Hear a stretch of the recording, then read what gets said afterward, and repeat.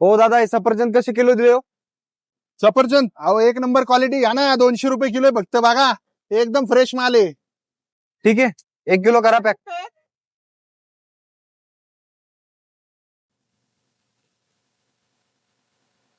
भाऊ, ऍपल कसा किलो आहे?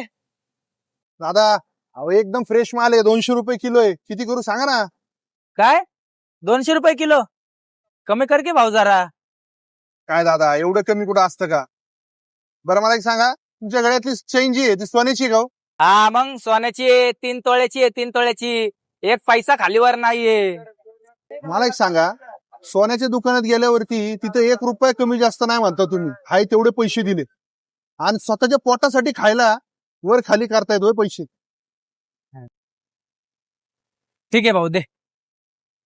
तर मित्रांनो, चैनीच्या वस्तू खरेदी करताना आपण घासाघीस करत नाही, पण स्वतःच्या पोटासाठी खायला मात्र आपण कमी जास्त करतो. हे कुठेतरी चुकतंय. तुम्हाला काय वाटतं? कमेंट मध्ये नक्की सांग.